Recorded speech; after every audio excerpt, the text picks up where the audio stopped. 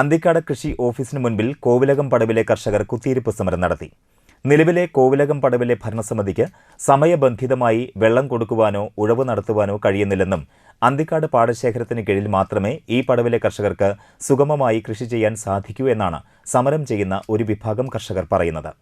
Engine കൂലിയും മാട്ടക്കൂലിയും അന്തിക്കാട് പാടശേഖരത്തിൽ അടയ്ക്കുകയാണെങ്കിൽ കൃഷി ചെയ്യാനുള്ള സൗകര്യം ചെയ്തു നൽകാമെന്ന് അവർ സമ്മതിച്ചിട്ടും നിലവിലെ ഭരണസമിതിയുടെ പിടിവാശി മൂലമാണ് ഇത് നടക്കാത്തതെന്നാണ് ഒരു വിഭാഗം കർഷകരുടെ ആരോപണം.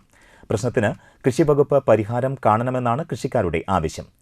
മുൻ DCC president Jose Valloor, KB Rajeev, V Sarath Raj, Shaju Anthikad, Sivasankaran, Joshi Anthikad, Sudheer Padoor എന്നിവർ സമരത്തിന് നേതൃത്വം നൽകി. നീതി നിഷേധമാണ് നടക്കുന്നത് എന്ന കാര്യത്തിൽ ആർക്കും തർക്കമില്ല.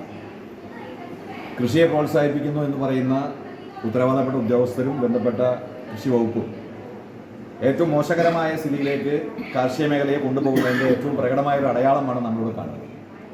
ഒരു പ്രദേശത്ത് കൃഷി ചെയ്യുന്ന ആളുകൾക്ക് മതിയായ സംരക്ഷണം കൊടുക്കാൻ, മതിയായ സഹായങ്ങൾ കൊടുക്കാൻ ഉത്തരവാദപ്പെട്ടവർ അത് ചെയ്യാതെ വരുമ്പോൾ സ്വാഭാവികമായും ഇതുപോലെയുള്ള പ്രതികരണങ്ങളും പ്രതിഷേധങ്ങളും ഉയരും.